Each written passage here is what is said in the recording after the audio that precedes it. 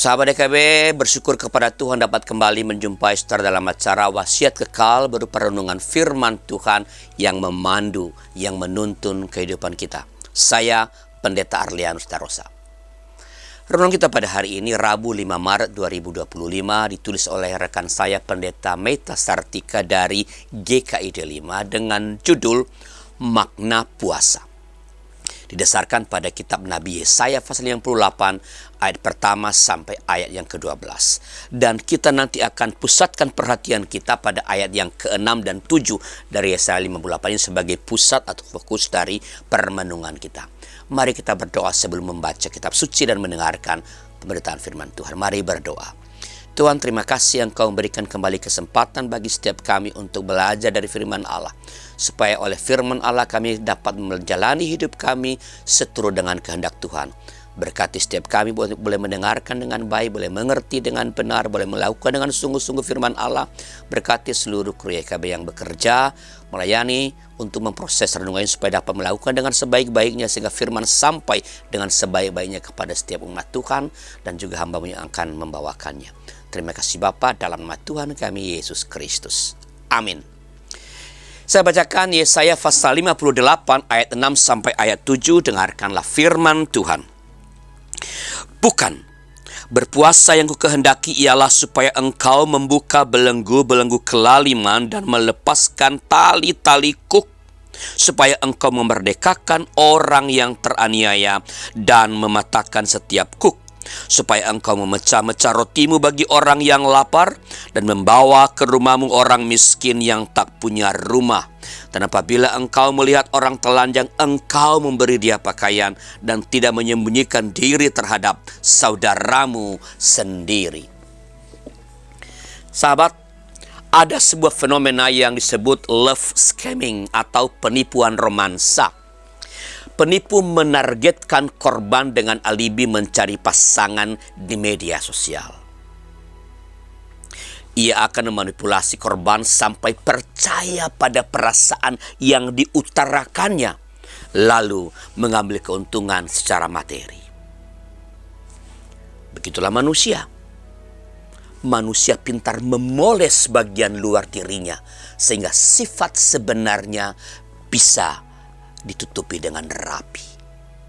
Bahkan saking pintarnya dalam memoles diri itu, manusia kerap merasa dapat menipu Tuhan.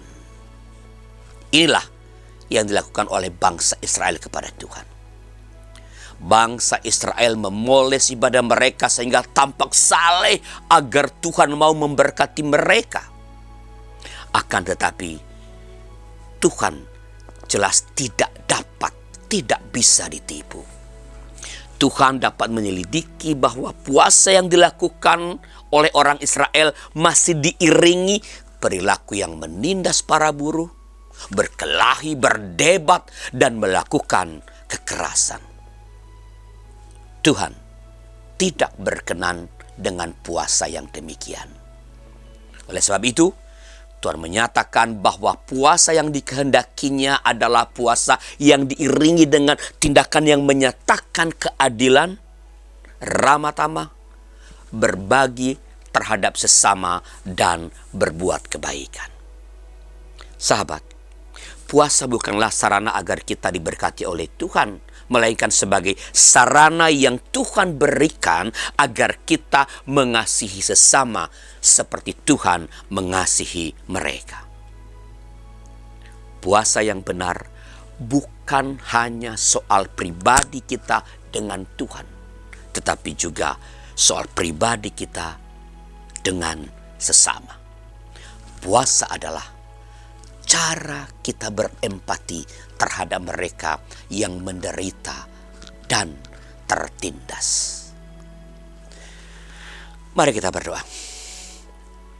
Tuhan, terima kasih Engkau kembali ingatkan kami oleh firman-Mu pada hari ini agar kami melakukan praktik-praktik keagamaan, ritus keagamaan, bukan untuk memoles diri, bukan untuk tampak saleh, bukan untuk meraih Tuhan, tapi sebagai ekspresi relasi yang baik dengan Tuhan dan dalam rangka memunculkan rasa empati kami, menghadirkan cinta kasih, menghadirkan keadilan bagi sesama kami.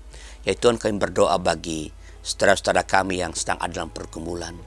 Mereka yang sedang sakit, Tuhan jamah dengan kuasa-Mu, Tuhan jamah dengan kekuatan Tuhan, supaya oleh jamahan Tuhan, lewat keahlian dokter, keterampilan para perawat, cinta kasih keluarga, terapi-terapi dan obat-obat yang mereka makan dan minum, kesembuhan itu boleh mereka alami. Terima kasih Bapa, dalam nama Tuhan kami, Yesus Kristus. Amin. Demikian sahabat renungan kita pada hari ini. Jangan lupa subscribe, like, dan bagikan kepada sebanyak mungkin orang. Tuhan memberkati saudara.